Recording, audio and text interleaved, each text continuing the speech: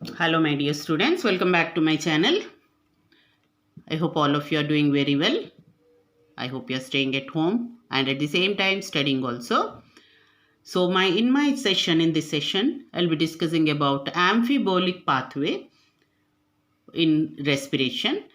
So let us first see what is amphibolic. The meaning of amphibolic. Amphi means both. Bolic is related to metabolism. So here both the types of metabolism are seen. You know there are two types of metabolic process. One is anabolism, which is a synthetic process, and catabolism, which is a breakdown process.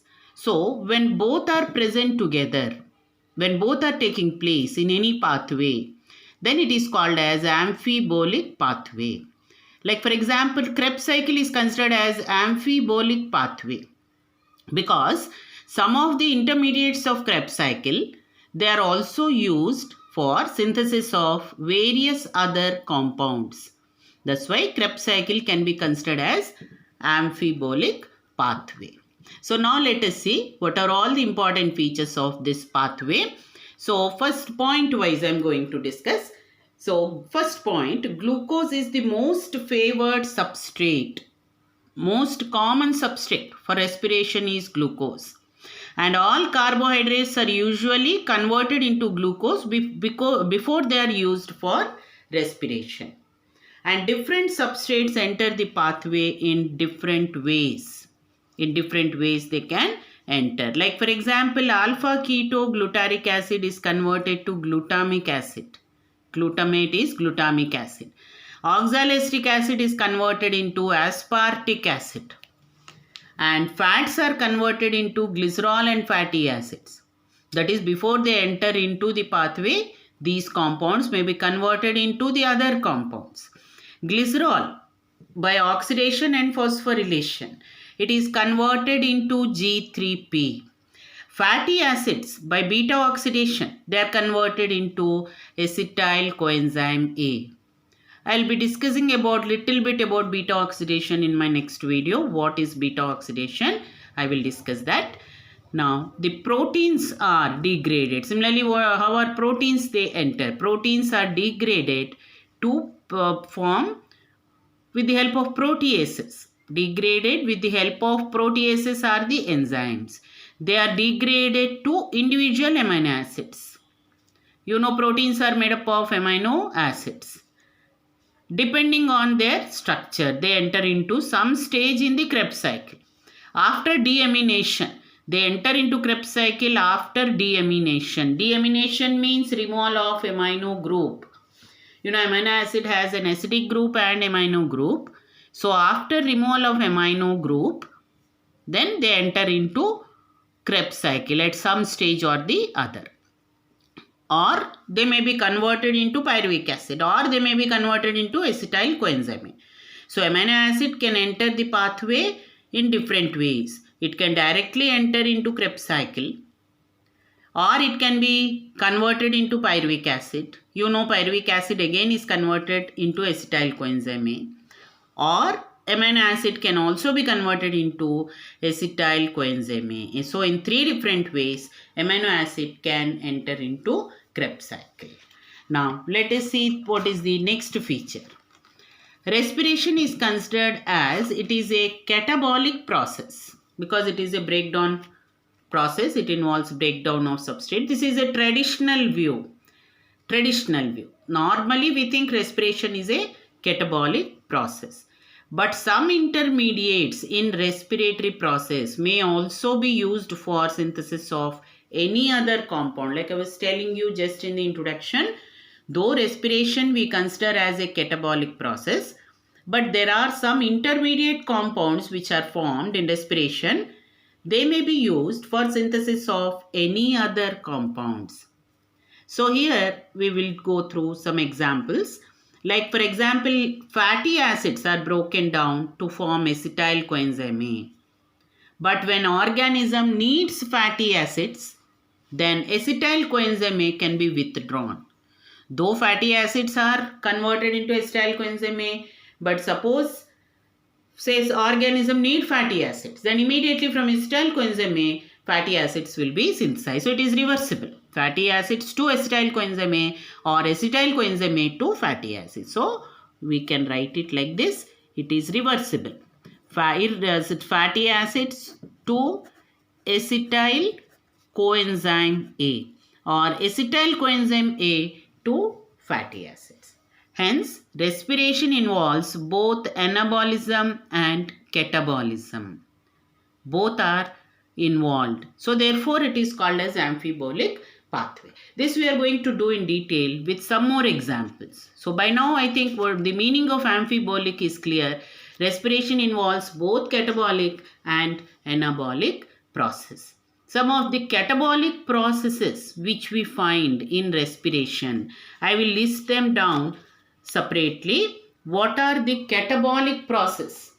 Then we will see the anabolic process examples also. So first, if I have to list down what are the catabolic process involved in respiration. It is a catabolic process. So some examples we can take. What are the catabolic reactions? First thing, if we can start with glucose.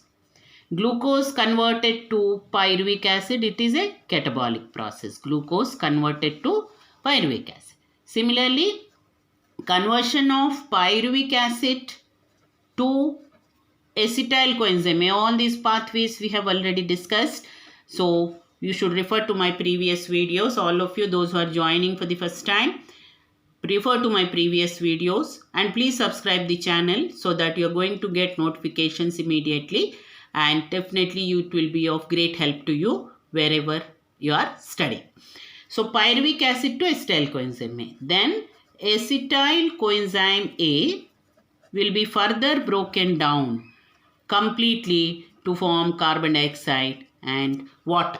This is in Krebs cycle. So all these are catabolic process. Similarly, if we take fats are broken down to fatty acids and glycerol. And proteins are broken down to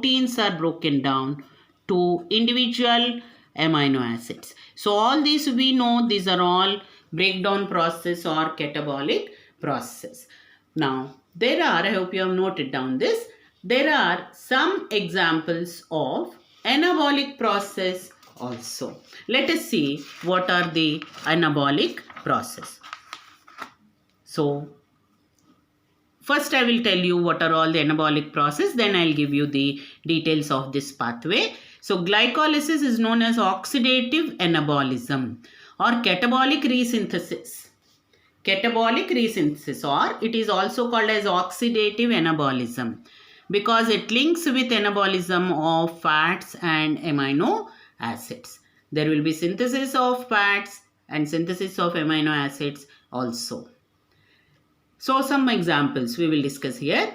An intermediate PGAL, phosphoglyceraldehyde, is used for synthesis of glycerol, which later forms fats or lipids. This is an example for anabolic process. Now whatever I am discussing, these are all examples for anabolic. Just a while ago I discussed the examples of catabolic process. So PGAL is used for synthesis of glycerol, which later forms fats and lipids. Then next example, PGA, phosphoglyceric acid, is used for synthesis of amino acids like serine, glycine and cysteine. PGA, phosphoglyceric acid, is used for synthesis of amino acids like serine, glycine and cysteine. Alanine is another amino acid. It is formed from pyruvic acid. Pyruvate also means pyruvic acid. Now, next example, acetyl coenzyme A. It is a common intermediate between fat, carbohydrate and protein metabolism. So, all these are, whatever it may be, whether it's a fat, carbohydrate or protein, they must be first converted to acetyl coenzyme A. And also, the Krebs cycle is the common pathway for all these three, for fats, carbohydrates and proteins. What is the common pathway? Krebs cycle. Krebs cycle is common pathway for all three types of substrates, that is proteins, fats and carbohydrates. Now few examples of some more examples of what is amphibolism of Krebs cycle. That is, it is nothing but anabolism of Krebs cycle. Previously here discussed what are the examples of anabolism. Continuation of that, there are some more examples of anabolism in Krebs cycle. Acetyl coenzyme A is used for synthesis of fatty acids and gibberellic acid, gibberellins. These are the phytohormones. These are synthesized from acetyl coenzyme A. Succinyl coenzyme A helps in synthesis of chlorophyll, cytochromes and phytochromes. Cytochromes are involved in electron transport. Phytochrome is a light sensitive pigment which is involved in various physiological processes like germination, seed germination, bud germination and also in flowering. So in all these physiological processes, phytochromes are involved. They are synthesized from succinyl coenzyme A. Oxaloacetic acid and alpha ketoglutaric acid. These are used for synthesis of different amino acids. And oxaloacetic acid is also used for synthesis of alkaloids. So here we find all these compounds, how they are used for synthesis of other compounds. Acetyl coenzyme A, not only gibberellins, it is also used for synthesis of another phytohormone called abscisic acid. Abscisic acid. And we know very well these compounds, that is acetyl coenzyme A, succinyl coenzyme A, oxaloacetic acid, these are all involved in Krebs cycle. So Krebs cycle compounds are used for synthesis of other compounds. Therefore, Krebs cycle is considered to be. So here we can underline this sentence. Krebs cycle is considered to be amphibolic process because it involves both anabolism as well as catabolism. So it is called as amphibolic process. Now this we complete this. Now I'll just go through. I'll give you the pathway of amphibolism pathway. So this as given in the textbook. This just quickly we can discuss how it is given. So here three types of respiratory substrates are shown: fats, carbohydrates and proteins. So this is the pathway. Already the same thing is explained in the description. So this is how you can represent the amphibolic pathway.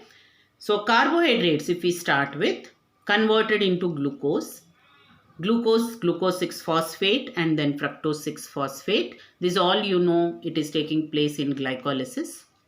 Fructose 6-phosphate is converted into 2 3-carbon compounds, that is DHAP and G3P.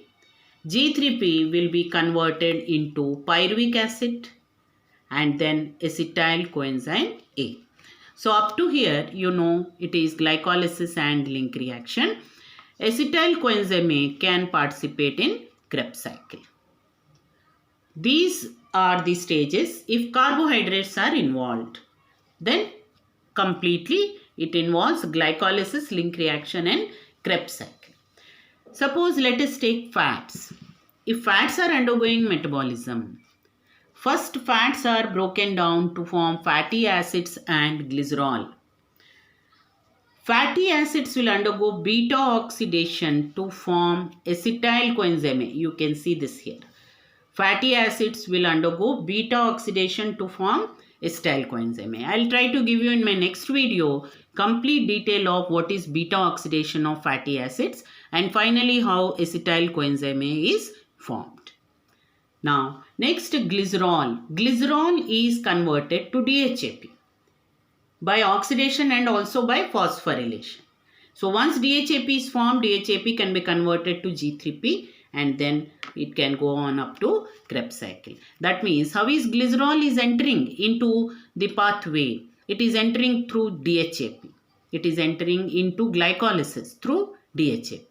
From DHAP, it can undergo further set of reactions and finally it enters into Krebs cycle. So glycerol enters into Krebs cycle only through acetyl coenzyme A. Similarly, fatty acids also form acetyl coenzyme A. Now let us see about proteins.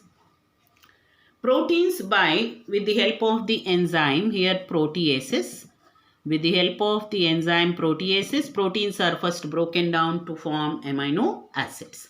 Amino acids will undergo deamination. That means removal of amino group. Deamination. And from deamination, after deamination, they are converted to pyruvic acid. So, amino acids after deamination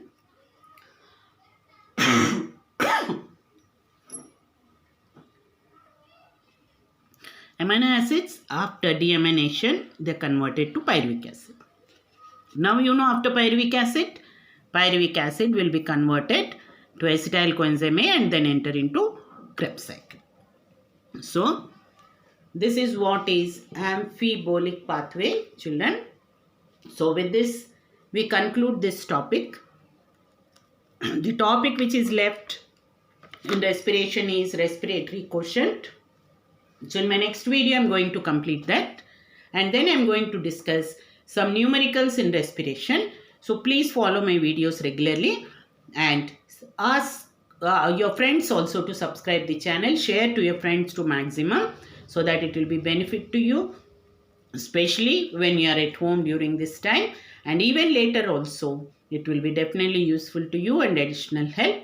So thank you very much, children. I will conclude my video here and we will meet in the next video.